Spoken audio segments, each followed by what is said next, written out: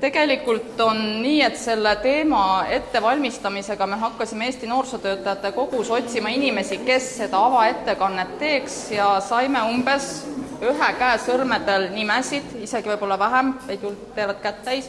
Ja muidugi siis juhtus, et kellele ei sobinud see kuupäev ja siis veel ei sobinud kuupäev ja siis olimegi selle olukorra ees, kus istusime maha ja Kaisa, meie tubli tegevjuht, ütles siis, et aga kuulge, miks me üldse otsime kusagilt mujalt, kas see peaks olema see teema, mida Eesti Noorsootöötajate Kogu ise selgeks saab ja valdab. Ja tõsi ta on, et tegelikult peabki olema, sest meil on noorsootöötajad, meil on huvijuhid, ilmselt on ka võib-olla huvikoolide inimesi kunagi või on võib-olla liitumas.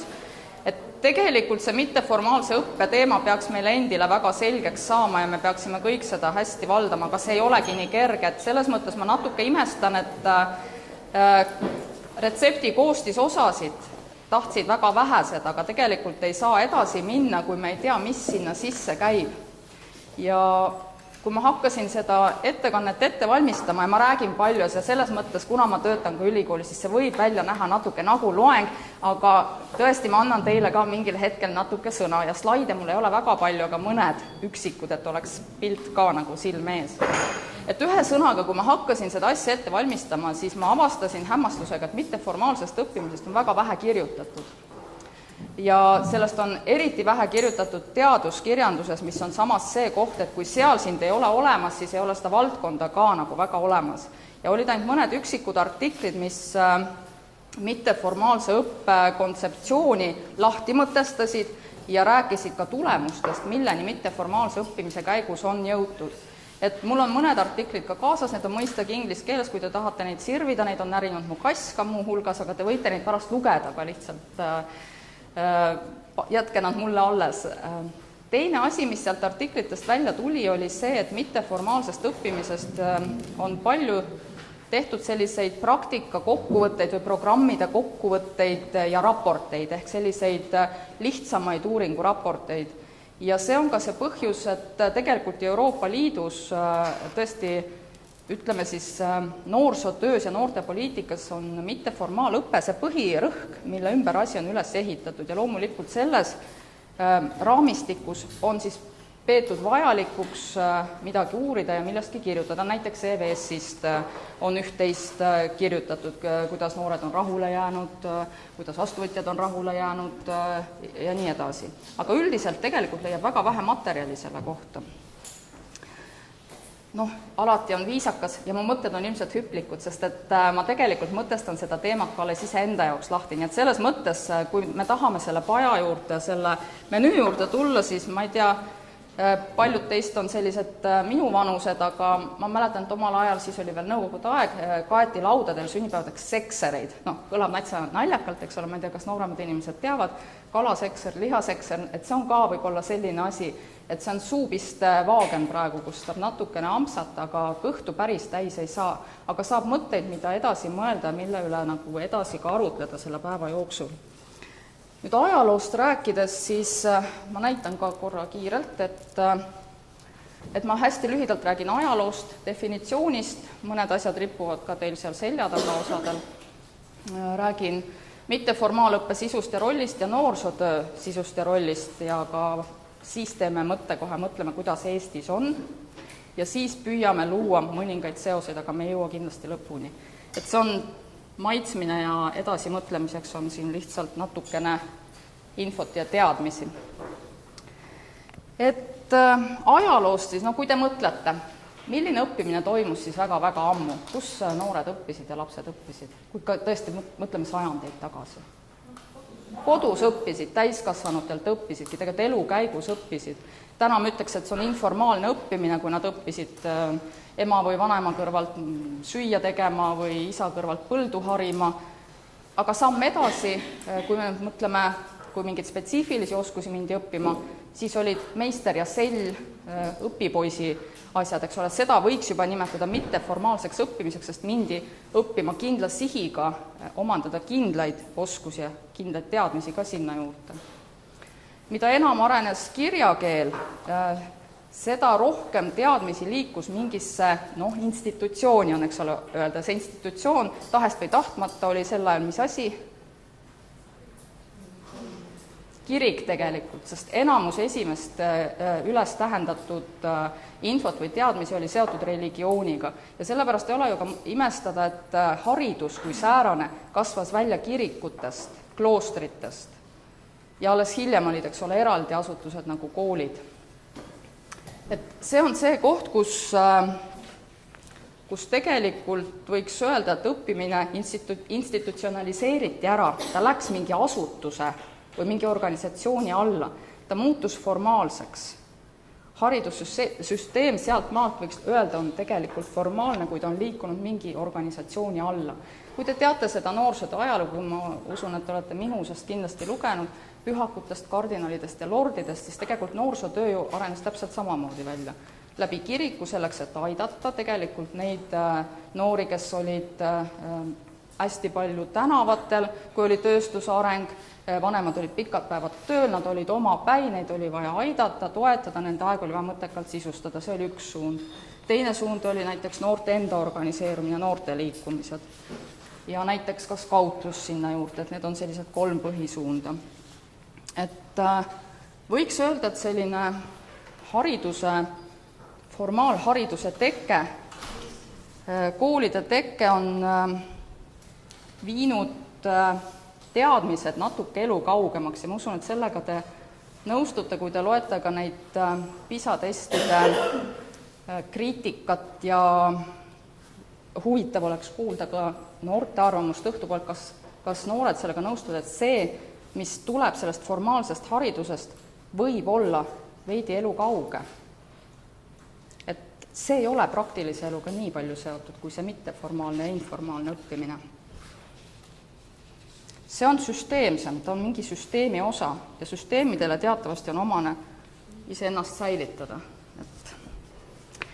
Kas te olete lugenud kevadel või kes on lugenud kevadel peale PISA-testide ümber arutelu tekkimist, kui selgus, et Eesti on nii tubli?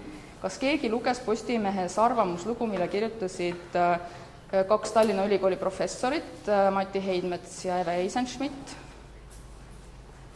Et nemad on tegelikult haridusteadlased, nemad tegelevad sellega, et valmistavad ette inimesi formaalharidussüsteemi jaoks. Ja ma panen selle kriitika siia teie ette, mida haridusteadlased ise selle formaalhariduse kohta siis ütlevad. Uhkustunnet kooli üle pole Eestis lihtne leida. Õpetajate koolijuhtidega rääkides hakkab veerema murejutt, palk, maine, läbipõlemine. Ka õppurite silmist ei paista veendumust, mina tulen maailma parimast koolist. Koormus surub, kooli rõõmuga on kehvasti. Kui maailma parim 15-aastane mõne aja pärast ülikooli jõuab, ei muhele ka professorid. No ei muhele ka lektorid, ma ütlen omalt poolt. Arvutamine on kehv, tüvitekstid läbi lugemata, julgusest ja sõnaosavusest rääkimata. Lisaks tööandja, kelle meelest õpetatakse Eestis liiga palju teooriat ja vähe praktilisi oskusi. Murelike koori lõpetavad poliitikud, kes ei jõua ära oodata, millal maailma parim haridus hakkab targaks ja kiiresti kasvavaks majanduseks konverteeruma. Selle asemel rebime majandustabelite 3. liigas koos lätlaste ja leedukatega. Midagi on valesti. PISA järgi on Eestis juba mõnda aega kasutada parim hariduslik ressurss, paraku ei anna see aga loodetud siirdeid haridusvälisesse maailma. Kui väline vaatleja ütleb, teil on imeline haridussüsteem, siis sisemine küsib, kust see välja paistab. Ja kindlasti ei ole minu mõte täna kritiseerida formaalharidussüsteemi kui säärast, vaid mõelda pigem selle poole pealt, et aga mida meie saame siia kõrvale pakkuda. Me jõuame natukese aja pärast selle artikli teise pooleni ja ma usun, et selles on ka vastuseid ja mõtteid meile.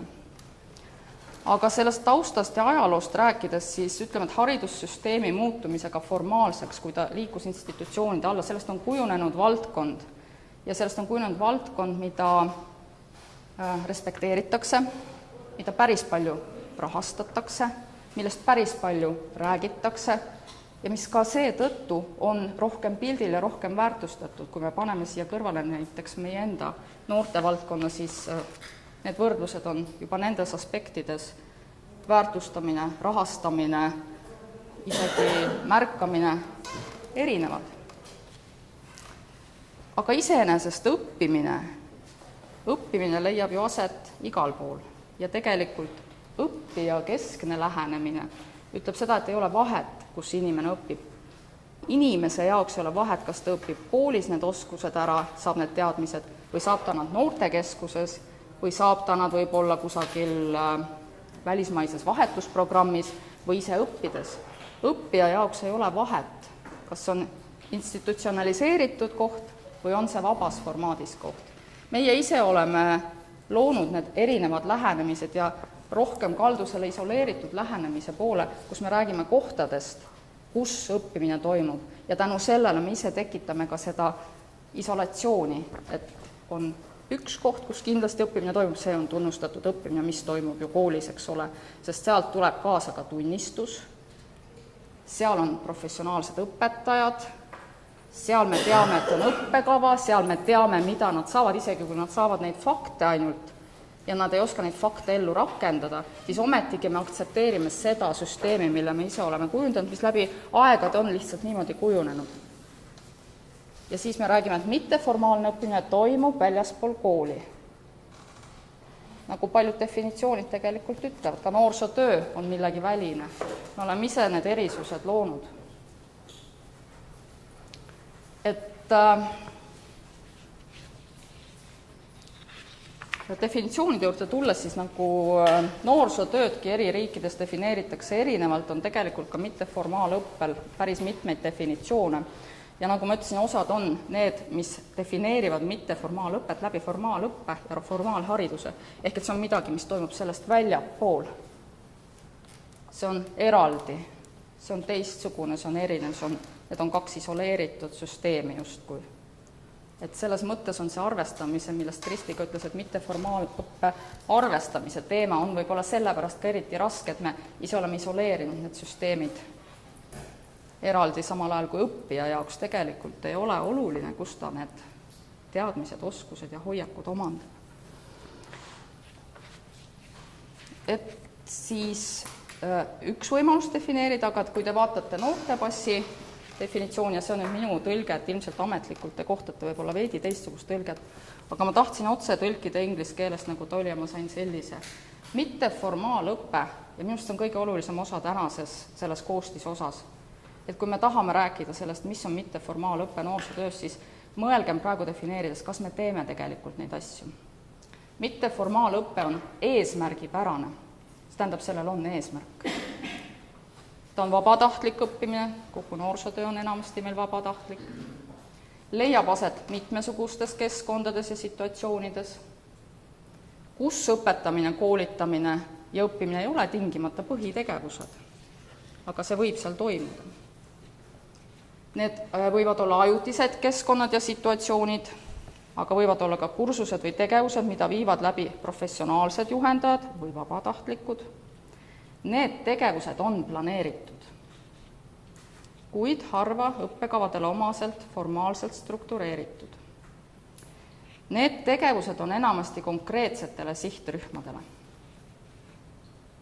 Samas õpiväljundite saavutamist hinnatakse, kuigi mitte traditsiooniliste meetoditega, ehk et eksameid ilmselt ei korraldata.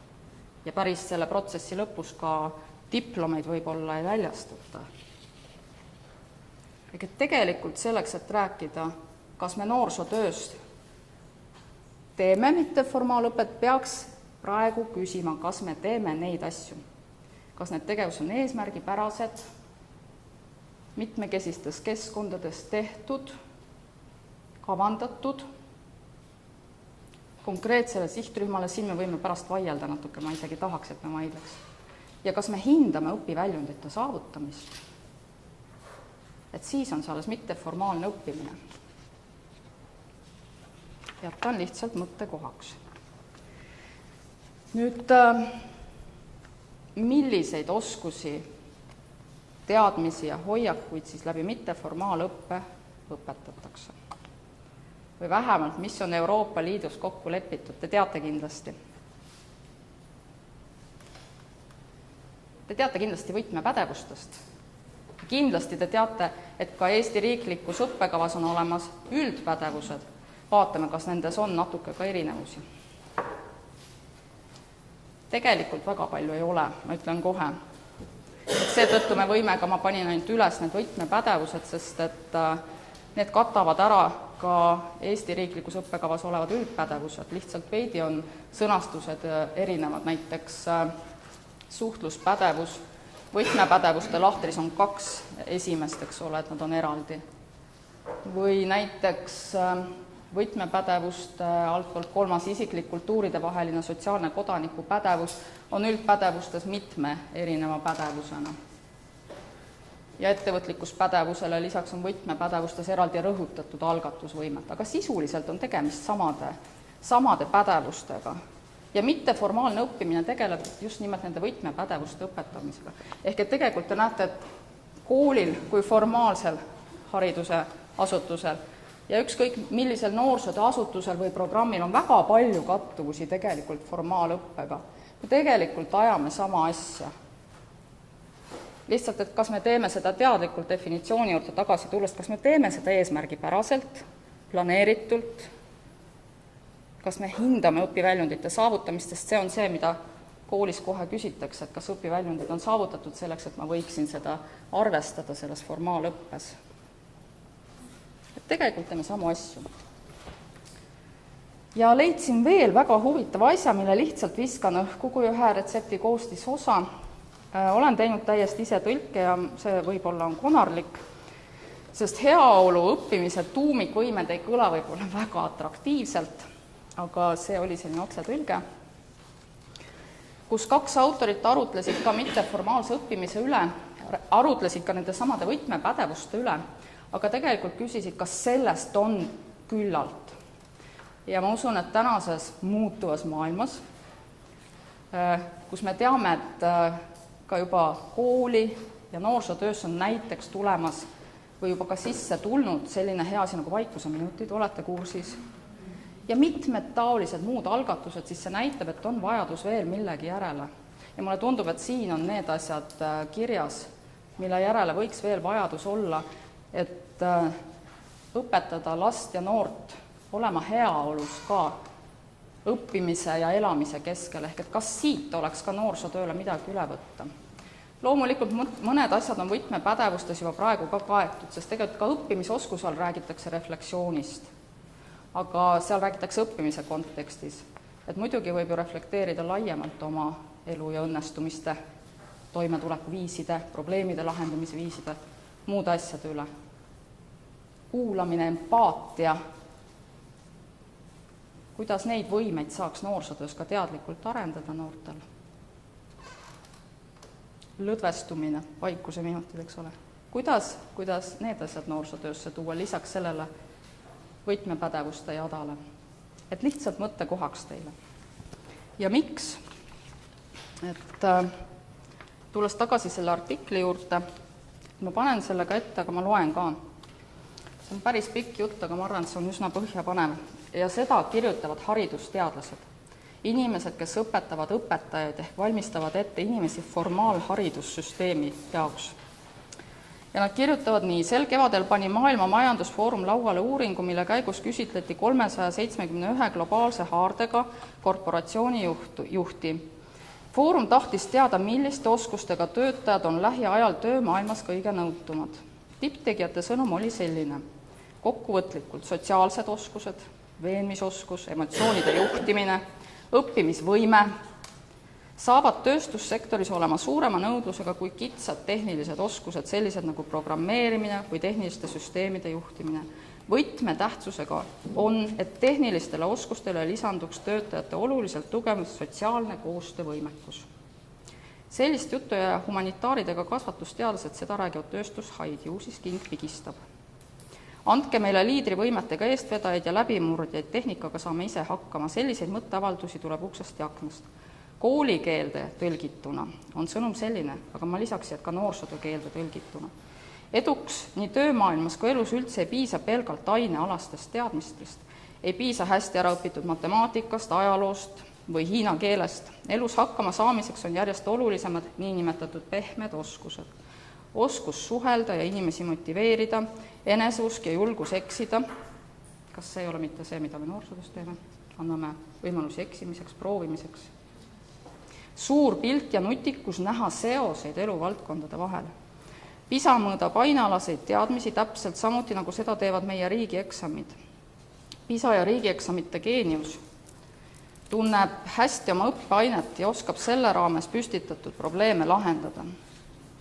Hea aine tundmine on suurepärane, aga praegu jääb sellest väheks. Elu nõuab häälekalt tervet buketti pehmeid tarkusi. Neid tarkusi, mille arendamine ei ole Eesti kooli tugev külg.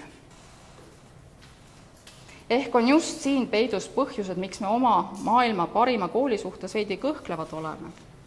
Selle ma olen teinud ise, nagu siis mina olen selle teinud põuldi, et see ei olnud nendel toonitatud niimoodi, aga minu meelest see on see, mida me noorsootöös ju teeme või saaksime teha. Väljendusoskus ja julgus tulevad siis, kui noor inimene saab maast madalast ise öelda ja arvata, kui tema mõtteid võetakse tõsiselt ning tunnustatakse selmet neid maha suruda. Koostöövõimekus kleepub külge, kui kooliaja rutiin pole mitte omaette nohistamine, vaid ühine õppimine ning koolitööde koos kaaslastega läbi vaidlemine, aga miks mitte ühiskondlikult oluliste teemade koos läbi mõtlemine, läbi vaidlemine. Vastutustunne kujuneb, kui õppur peab ise otsustama ning oma otsuste eest ka vastutama. Enesekindlust ei osta internetipoest, see on peegeldus kasvuaja suhetest kaaslaste ja õpetajatega, lisaksin ka noorsootöötajatega.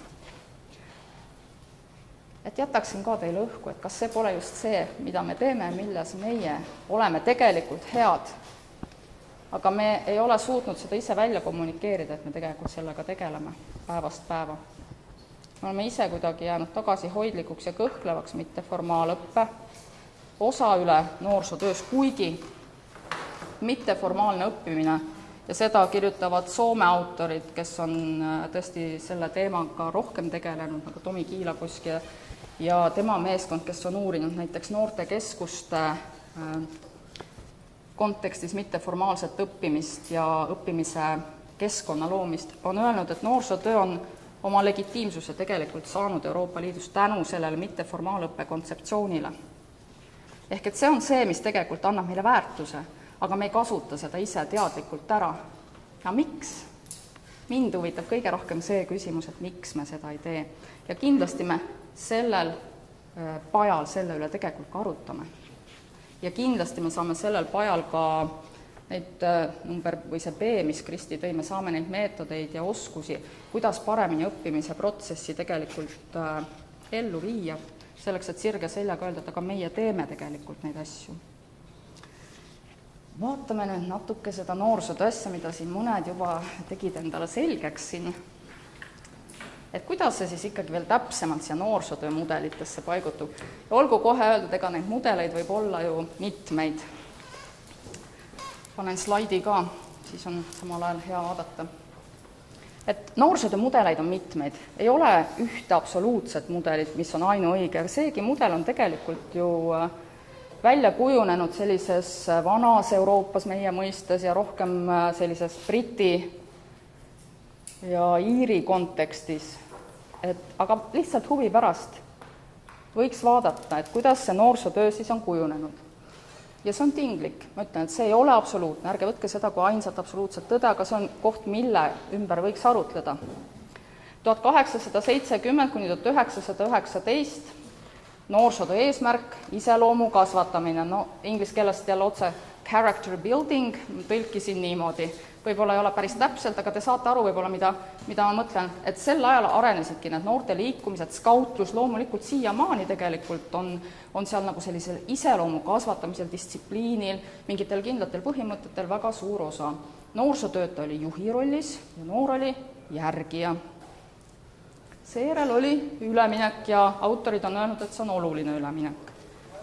Et 1920 kuni 1950 kultuuriline kohanemine, aga tegelikult jällegi see läheb liiga kitsaks, tegelikult see on pigem ühiskonnaga kohanemine. Et kui te paigutate jälle selle ajaloos, et mis siis toimus, eks ole, sõdade järgne aeg, ühiskonna ülesehitamine, mingi kindel kord, seadused, reeglid olid olulised. Oli oluline ette valmistada häid kodanikke, kes oleksid seaduskuulekad, saaksid hästi hakkama eluga, see oli tol hetkel ju väga oluline.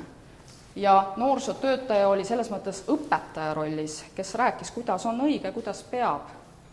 Toetas noort selleks, et kohaneda sellega, mis on. ja noore roll oli siis rolli sobituda.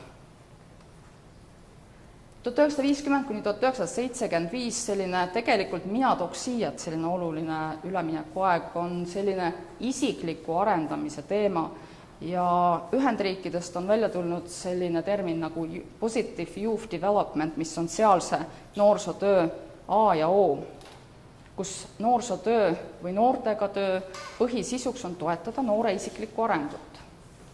Kui te nüüd mõtlete, ja siin on noorsootöötaja siis juhendaja rollis, ja noor, temast saab eneseteostaja, ta areneb, viib midagi ellu, saavutab, on õnnelik.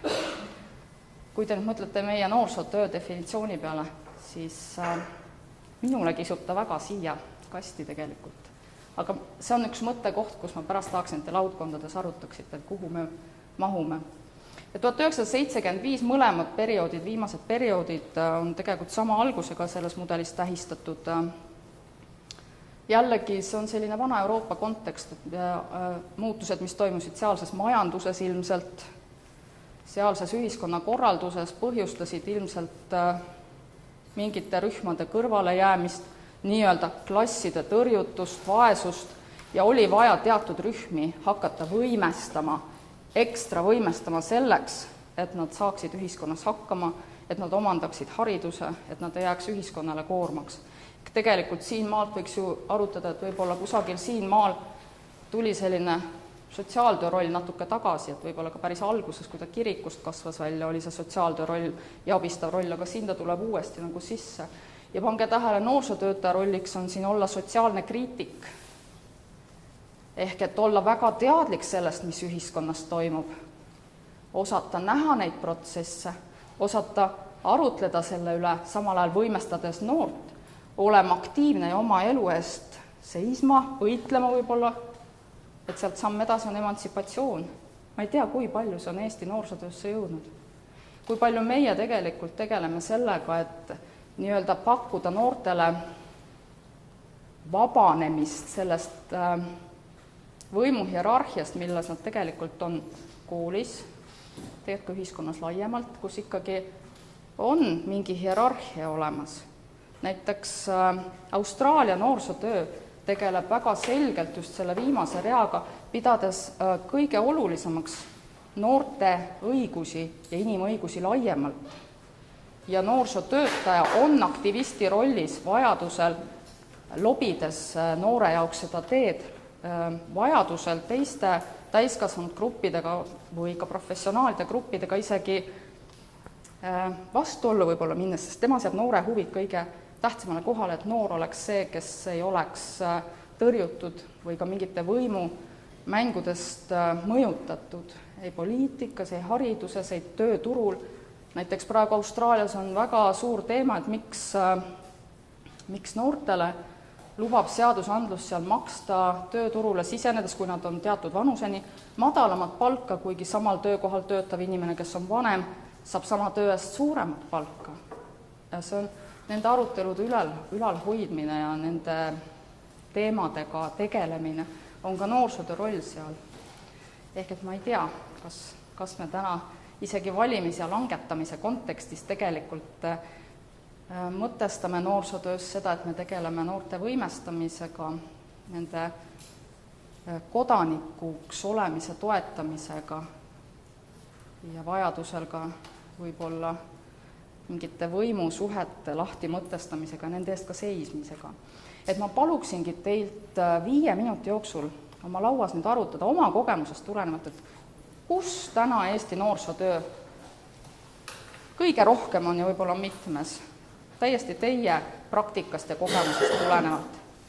Et mis teil kõige rohkem lauale jääb, et kus Eesti noorsootöö täna siis siin tabelis paigutuks? Jaa, julgelt.